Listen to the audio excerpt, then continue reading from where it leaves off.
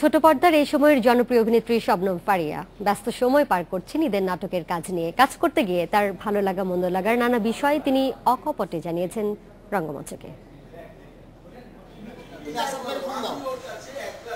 ম্যাগাজিনের ফটোশুটের মধ্য দিয়ে শোবিজ জগতে পা রেখেছিলেন শবনম ফারিয়া।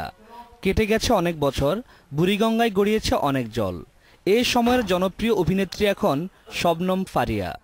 আসলে থাইল্যান্ড থেকে আসার পর আমি একদিনও রেস্ট পাইনি, একদম একটানা 20 তারিখ পর্যন্ত। এখন পর্যন্ত মানে ঈদ মনে হয় 27 তারিখ, এখন পর্যন্ত আমার 20 তারিখ পর্যন্ত ফিক্স, একদিনও গ্যাপ ছাড়া শুটিং।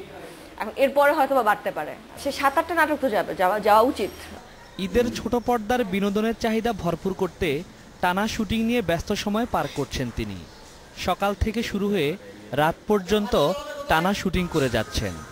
এবারের ঈদ সামনে রেখে 7টিরও বেশি নাটকে অভিনয় করছেন।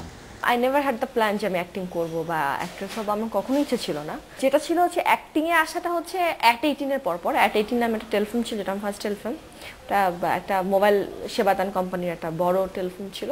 সো ওইটা করার পরে আমি হচ্ছে একটা বিশাল হিউজ একটা রেসপন্স পাই। নাটক ছাড়াও বিজ্ঞাপন চিত্র, চলচ্চিত্র কাজ করছেন তিনি। অনম বিশ্বাসের পরিচালনায় হুমায়ুন আহমেদের গল্প নিয়ে দেবীর নাম ভূমিকায় অভিনয় করছেন ফারিয়া। হুমায়ুন স্যারের গল্প, অনমদার টিভিসি আমি দেখেছি। অনমদা খুবই ভালো একজন মেকার এবং পার্সোনালি আমি ওনাকে চিনি। সো সবগুলো দিক যখন একসাথে হলো তখন মনে হলো যে না, ফিল্মটা করা যায়।